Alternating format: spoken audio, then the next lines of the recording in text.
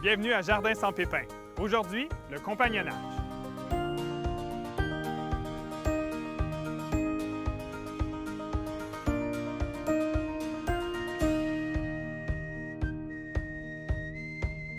François, dis-moi, le compagnonnage, on entend souvent parler de ça, mais qu'est-ce que c'est exactement à part se faire des amis au jardin, là, le compagnonnage avec les plantes? Comment ça fonctionne? OK. Bien, le compagnonnage, c'est l'association de différentes plantes dans différentes variétés de raisonnement.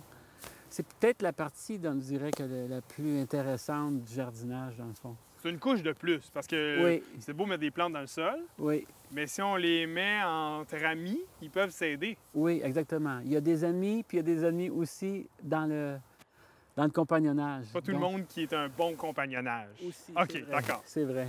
Donc, qu'est-ce qu'ils vont s'apporter, les plantes, quand ils sont des bons compagnonnages? OK. Bien, il y a différents types de compagnonnage.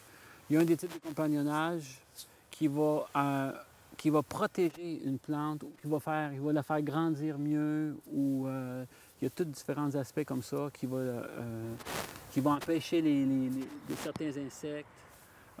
Juste par leur compagnonnage, ils vont se protéger à ce niveau-là. Quand on sème des carottes, on sème quelque chose dans la famille des liliacées, donc je dirais de l'ail ou des oignons. La teigne du poireau, qui est une petite bestiole qu'il n'y a pas grand ail qui aime, puis on peut même perdre nos plants, bien, elle n'aime pas la carotte. OK. Puis en même temps, bien, il y a la mouche de la carotte. Puis la mouche de la carotte, elle n'aime pas les oignons. Donc, moi, je sème des carottes, puis je sème des oignons alentour, ou chaque bout du rang, ou des fois dans le milieu et chaque bout. Tout ça, ça va provoquer... ils vont s'évader là-dedans, ils vont pouvoir aller ailleurs parce que ça va être difficile d'approcher les carottes pour cette mouche-là, etc. Donc, Ils vont faire un espèce de répulsif pour l'autre plante. Absolument, bien OK. dit. Oui, Parfait. oui. Donc, ceux-là, ils s'aident pour les parasites. Oui, oui. Puis un autre exemple, ce serait plutôt bien, pour le parasite. On va aller dans la terre. Par exemple, si tu plantes une plante de tomate, puis tu plantes soit de la calendule ou des œillets d'Inde ou marigold qu'ils appellent, bien, les racines vont toucher les racines des tomates. Puis ça va donner un mauvais goût aux tomates. Ah, ça va altérer le goût aussi. Oui, mais OK. c'est pas les tomates, mais au plant de tomate. Ça n'a aucun effet sur le goût de la tomate elle-même, mais ça va protéger le plant. Donc les marigolds, c'est très, très, très bon. Je vais donner un exemple plus vaste. Dans la tomate, moi, avec les tomates, je mets soit du persil, de la basilic, tu peux mettre des haricots, etc. Là, Pourquoi ceux-là? dont la marigold. Premièrement, les haricots, ils créent des nodules qui font de l'azote dans le sol. Donc, OK. ça va aussi donner de la nourriture au plant en plein milieu de son développement. Donc, les deux vont prospérer à ce moment-là. Donc là, tout à l'heure, les plants s'aidaient contre les parasites, mais là, dans ce cas-là, ils s'aident pour la nourriture du sol. Est-ce qu'un provoque La l'autre? nourriture et aussi la protection contre les bébites pour les racines Aussi. de la marigold. Et il y a certaines variétés qui sont un bon compagnonnage, je pense, pour l'ombre. Par exemple, un plant de tomate qui devient très haut, qui fait oui, de l'ombre, on peut planter quelque chose qui va apprécier l'ombre à côté. Oui, oui, bien justement, Denise en a parlé la dernière fois qu'elle a fait une entrevue. Ouais. Ça a été un bon point. Des fois, c'est ça. Des fois, il y a des plantes qui ont besoin d'ombre un petit peu. Comme je vais donner un exemple concret, là, ça serait des pois mange-tout. Si vous les tutorez, mais vous plantez des carottes en bas de votre plant.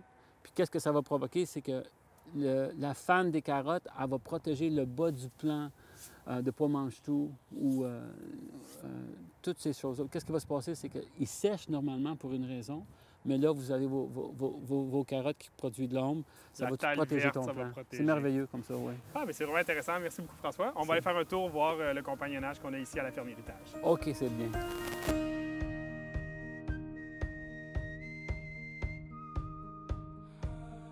François, aujourd'hui, tu m'as surpris avec un compagnonnage ici à la ferme qui est bon contre les scarabées japonais. Oui. C'est quoi l'installation? Comment on s'y prend? Parce que je pense que le scarabée japonais, c'est le pire ennemi en ce moment là, pour les gens qui ont des jardins. Oui. OK. Qu'est-ce qu'on plante? Ici, on a mis... C'est sûr qu'on entend parler beaucoup des géraniums blancs. c'est une des choses que les scarabées n'aiment pas.